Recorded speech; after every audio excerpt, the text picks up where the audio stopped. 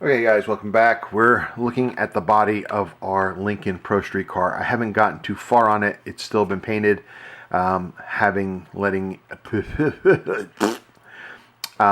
letting it gas out and make sure everything gets settled real nice. I did happen to go over all the trim work. To be honest with you, all I did is I took a Sharpie. I took a black Sharpie. Here it is. Just took a black regular old Sharpie, and then I just drew on all the moldings. It's all I did, and it turned out really good. Part of me is a little disappointed because I was going to break out. I have some bare metal foil, and I have the black version for the 80s era cars, and that's what my plan had been originally.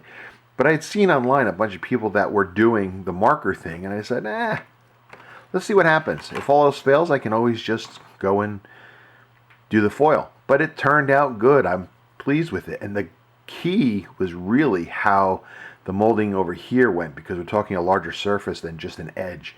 And it turned out very well. I'm very pleased with it. So I'm just going to leave it the way it is. I still have to do the marker lights, paint them in, but then I still have to do some not sanding, but polishing, buffing and polishing of this to get it smoothed out a little bit, and then I think we're going to be good to go on that. I noticed I didn't do the door handles on this side. I did here. I didn't here. How rude! I better do it before I forget it, because it's going to be on display, and it's going to be like that when I forget. So I better do that now.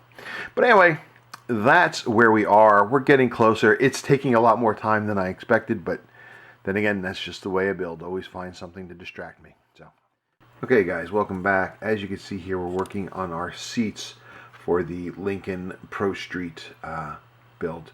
I don't know if I mentioned it in the other videos. I can't remember. But if you remember, I painted the interior gray, and it wasn't until after I did all the detail work and everything that I realized it was bugging me, and I finally realized that it's too dark. I believe the actual factory interior is a little lighter, and even if it's not, it's just too dark for me. I didn't like it, so I had to do something. And what I decided to do is I decided to add the racing harness to it, and what I used for that is this Gopher Racing products. Pretty cool. It comes with a fret of PE with the parts needed, and in this case I've gotten this maroon color material to act as a lap belts, which kind of comes close, but it's, to offset the exterior.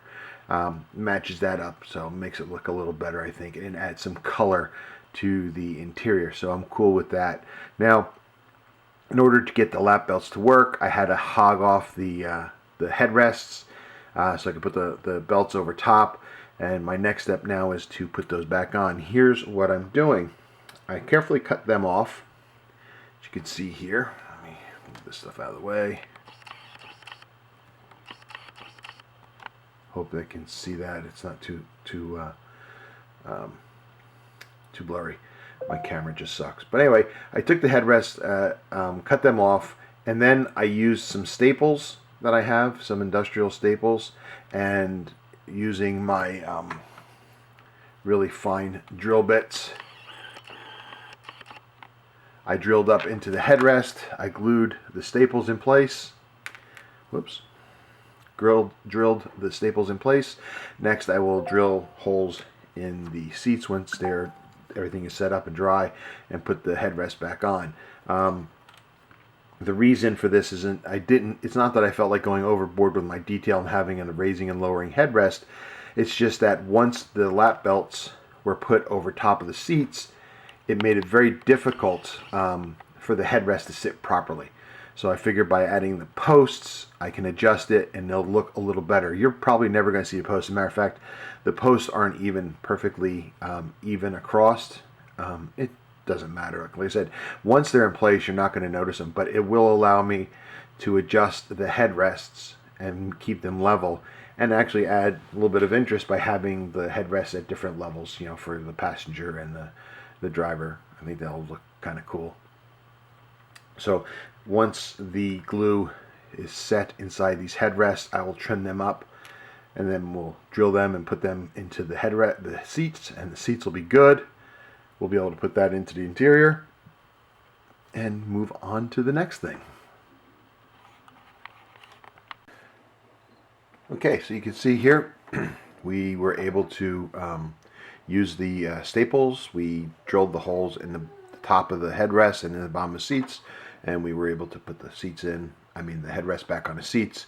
And I misadjusted them, like on purpose, leave this one a little higher than that one, just as a point of interest, make it stand out a little bit more. But once it's in the car, you're not going to notice. Kind of like this one's a teeny bit off center going that way. Again, once it's in the car, you're not going to notice it. You won't even notice that I did this, but still, it's done. It looks better than it did before, and we're happy. So, on to the next thing.